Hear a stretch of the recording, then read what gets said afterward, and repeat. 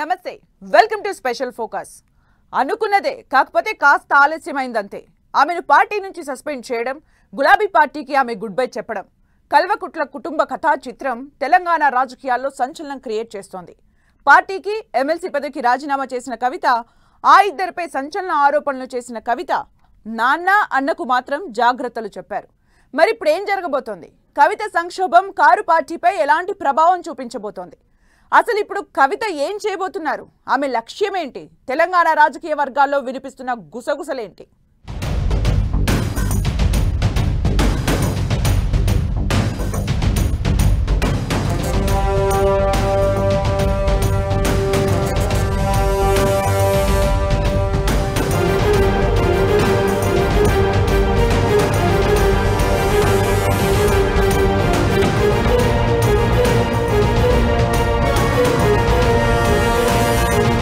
గులాబీ పార్టీకి బ్రేకప్ చెప్పేసిన కవిత, పార్టీ సభ్యత్వానికి ఎమ్మెల్సీ పదవికి రాజీనామా, నాన్న అన్నకు జాగ్రత్తలు చెప్పిన కవిత, హరీష్ సంతోష్పై సంచలన ఆరోపణలు. అసలు ఆ ఇద్దరిపైనే కవిత గురి ఎందుకు? కవిత లక్ష్యమేంటి? ఏం చెయ్యబోతున్నారు? పార్టీపై కవిత వ్యాఖ్యల ఎఫెక్ట్ ఎంత? కవిత సంక్షోభం కారును ఊపెయ్యబోతోందా? ట్విస్టుల మీద ట్విస్టులతో థ్రిల్లర్ సినిమాను తలపిస్తోంది తెలంగాణ రాజకీయం. ఓవైపు కాళేశ్వరం ఫోన్ ట్యాపింగ్ ఆరోపణలతో అధికార విపక్షాల మధ్య యుద్ధం జరుగుతుంటే, కారు పార్టీలో కవిత రూపంలో లుకలుక స్టార్ట్ అయింది. అది కాస్తా ముదిరి సస్పెన్షన్ వరకు వెళ్ళింది. అయినా సరే తగ్గేదలే అన్నట్లు కవిత దూసుకుపోతున్నారు. కట్ చేస్తే సస్పెన్షన్ పై రియాక్షన్ ఎలా ఉంటుందా అని రాజకీయ వర్గాలు ఆసక్తిగా గమనిస్తున్న వేళ కవిత మరిన్ని సంచలనాలకు తెరతీశారు. పార్టీ సభ్యత్వానికి ఎమ్మెల్సీ పదవికి రాజీనామా చేశారు. గులాబీ పార్టీతో బంధాన్ని పూర్తిగా తెంచేసుకోవడమే కాదు, ఆ ఇద్దరిపై సంచలన ఆరోపణలు గుప్పిస్తూ తండ్రికి సోదరుడికి మాత్రం జాగ్రత్తలు చెప్పారు. దీంతో తెలంగాణ రాజకీయం మరింత ఆసక్తి రేపుతోంది. కవిత వ్యాఖ్యలు బీఆర్ఎస్ పై ఎలాంటి ప్రభావం చూపించబోతున్నాయి? అసలు ఆ ఇద్దరిని కవిత పదే పదే ఎందుకు టార్గెట్ చేస్తున్నారు? కవిత ప్రెస్ మీట్ తరువాత తెలంగాణ పొలిటికల్ సినారియో ఎలా మారబోతోంది? ఏం జరగబోతోందనే క్యూరియాసిటీ ప్రతి ఒక్కరిలో కనిపిస్తోంది.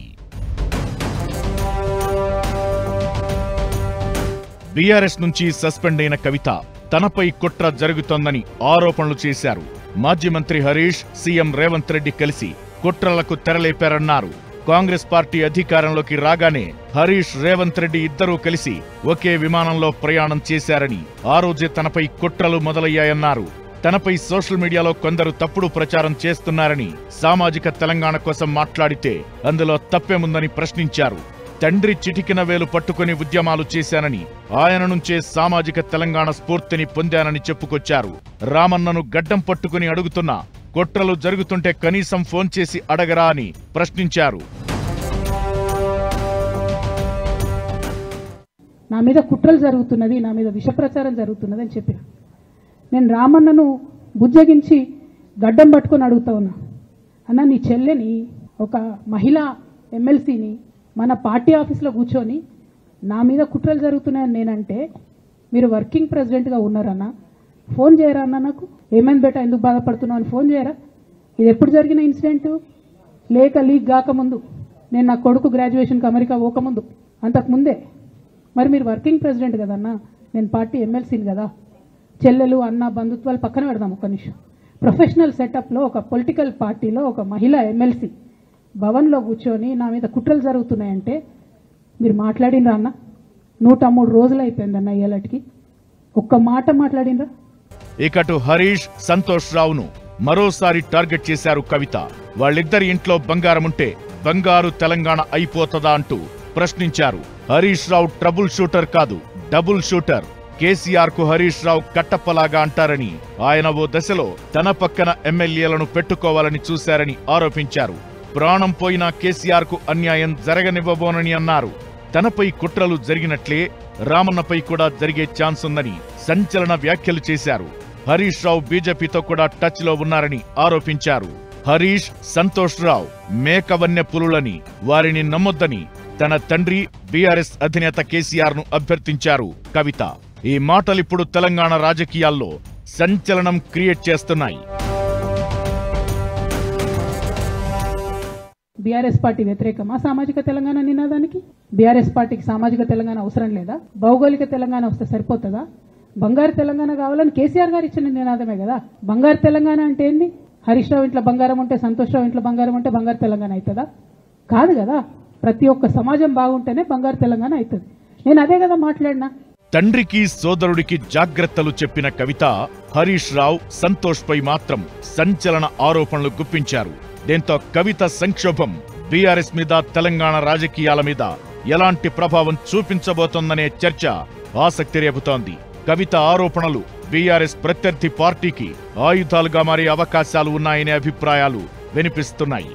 అధికారం కోల్పోయి ఇప్పటికే కాస్త బలహీనంగా కనిపిస్తున్న బీఆర్ఎస్ లో ఇప్పుడు కుటుంబ విభేదాలు బయటపడ్డాయి. కవిత వ్యాఖ్యలు, ఆరోపణలు పార్టీ నేతల్లో గందరగోళాన్ని క్రియేట్ చేసే అవకాశముందనే అంచనాలు వినిపిస్తున్నాయి. ఇక కవిత రాజకీయ భవిష్యత్ ఎలా ఉండబోతోంది? ప్రజలతోనే ఉంటానని చెబుతున్న ఆమె సొంతంగా పార్టీ పెడతారా, లేదంటే ఏదైనా పార్టీలో చేరుతారా అనేది కూడా కీలకంగా మారింది. కారు పార్టీలో కవిత పెట్టిన కుంపటి ఎఫెక్ట్ ఎంతమందిపై పడుతుంది? కారు పార్టీ నుంచి కవితతో నడిచేదెవరు? వలసలు మరిన్ని పెరుగుతాయా అంటే అలాంటిది కూడా జరిగే అవకాశాలున్నాయనే అభిప్రాయాలు వినిపిస్తున్నాయి. కవిత వాదనల్లో రేవంత్ రెడ్డి పేరు వినిపించడం మరింత ఆలోచనలో పడేసింది. రేవంత్, హరీష్ కలిసి కుట్రలు చేశారంటూ ఆమె చేసిన వ్యాఖ్యలు కొత్త మంటలు రేపుతున్నాయి. ఈ వ్యాఖ్యల వెనుక కవిత వ్యూహం ఏంటన్నది ఆసక్తి రేపుతోంది. ఇకటు హరీష్ రావు, సంతోష్ ను కవిత మరోసారి టార్గెట్ చేయడం పొలిటికల్ సర్కిల్స్ లో కొత్త చర్చకు దారితీస్తోంది. కాళేశ్వరం ప్రాజెక్టులో అవినీతి జరిగిందని, దానికి హరీష్ రావుకు ప్రత్యక్షంగా సంబంధముందంటూ చేసిన కవిత ఆరోపణలు కేవలం వ్యక్తిగత స్థాయిలో కాకుండా అటు బీఆర్ఎస్ పార్టీని ఎరకాటంలో పడేసినట్లు కనిపిస్తున్నాయనే విశ్లేషణలు వినిపిస్తున్నాయి.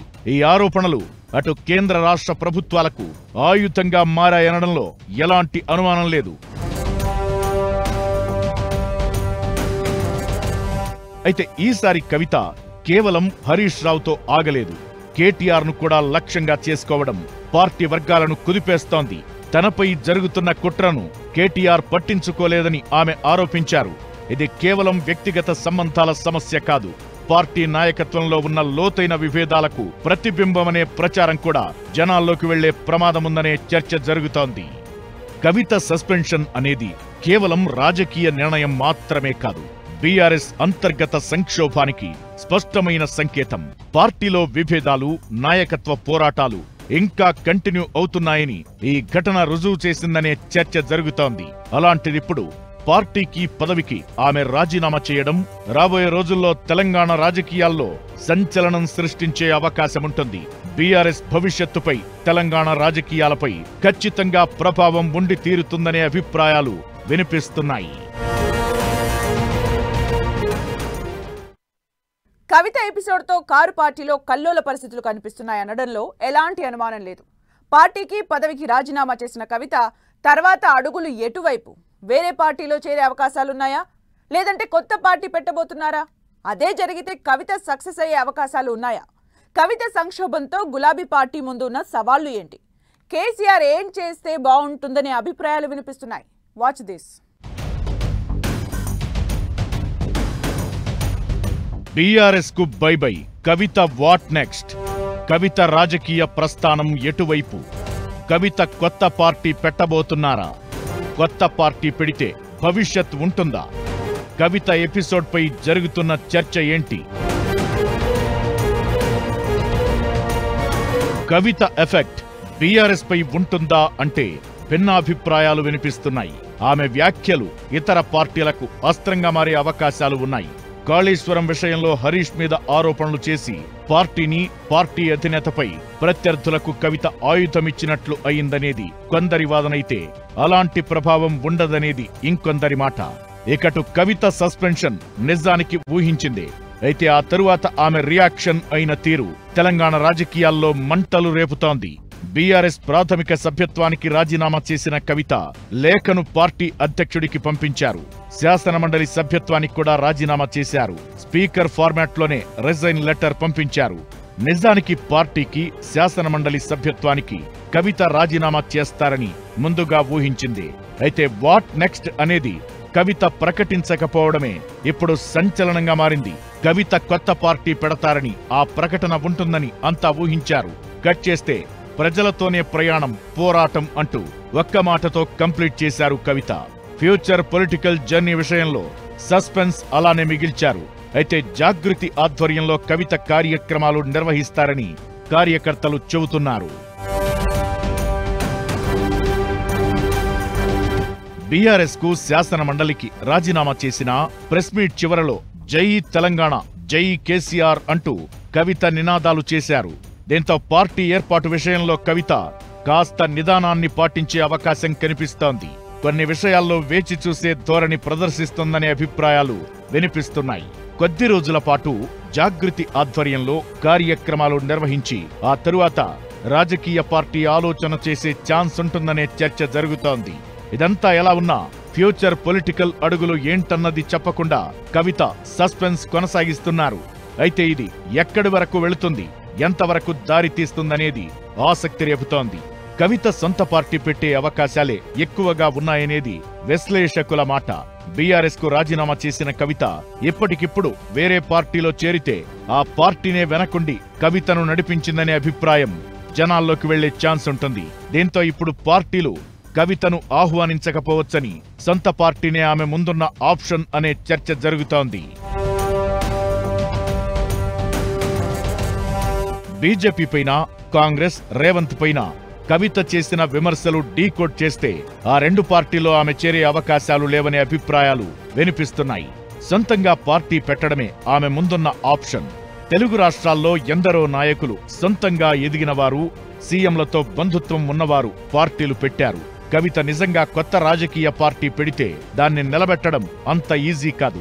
చెన్నారెడ్డి, దేవేందర్ గౌడ్, చిరంజీవి తమ పార్టీలను నిలపలేకపోయారు. టీడీపీ నుంచి లక్ష్మీపార్వతి, వైసీపీ నుంచి షర్మిల ఫ్యామిలీ నుంచి విడిపోయి పార్టీ పెట్టినా సక్సెస్ అవలేకపోయారు. ఇప్పుడు కవితను కుటుంబం దాదాపుగా పక్కన పెట్టినట్లే. ఇలాంటి పరిస్థితుల్లో కొత్త పార్టీ పెట్టినా ఆమె పొలిటికల్ ఫ్యూచర్ సజావుగా సాగుతుందని చెప్పలేమన్నది మరికొందరి వాదన. పార్టీ పెట్టినా ఆమె వెంట ఎవరు వస్తారు, ఎంతమంది వస్తారనేది కూడా ప్రశ్నే. కాంగ్రెస్, బీజేపీ నుంచి ఎవరు కవిత వైపు వచ్చే అవకాశాల్లేవు. వస్తే బీఆర్ఎస్ నుంచే రావాలి. జాగృతి వాళ్లు తప్ప కారు పార్టీ నుంచి ఎవరొస్తారని చెప్పడం ఎప్పటికిప్పుడు అసాధ్యమే. ఒక్కటి మాత్రం క్లియర్, కవిత మార్గమైతే అంత ఈజీ కాదు. తన ఇమేజ్ పెంచుకుని రాజకీయంగా ఆచితూచి అడుగులు వేస్తే తప్ప భవిష్యత్ కష్టమే అనే అభిప్రాయాలు వినిపిస్తున్నాయి. ప్రస్తుతం ఆమె వెంట కీలక నేతలెవరూ లేరు. ఇక ఇప్పటికే లిక్కర్ స్కామ్ కేసు నడుస్తోంది. ముందు ఆ ఇమేజ్ నుంచి బయటపడి రాజకీయంగా నిలదొక్కుకోవాల్సిన అవసరం ఉందనేది మరికొందరి సూచన. ఇక ఓవైపు తనను ఉరితీశారని కవిత ఆవేదన వ్యక్తం చేస్తుంటే, ఆమె పార్టీలో ఉండకూడదని బీఆర్ఎస్ వర్గాల నుంచి వినిపిస్తుంటే, కేసీఆర్ నుంచి మాత్రం ఎలాంటి రియాక్షన్ కనిపించడం లేదు. కవిత వ్యాఖ్యలు, పార్టీలో పరిణామాలు ప్రత్యర్థికి ఆయుధంగా మారకముందే క్యాడర్కు భరోసా కల్పించడానికి, గందరగోళానికి ఫుల్ స్టాప్ పెట్టడానికి కేసీఆర్ ముందుకు రావాలనే అభిప్రాయాలు వినిపిస్తున్నాయి. ఏది ఏమైనా దూకుడైన వ్యాఖ్యలతో కవిత చూపిస్తున్న స్పీడ్ వెనక అసలు వ్యూహం ఏంటన్నది కాలమే సమాధానం చెప్పాలి.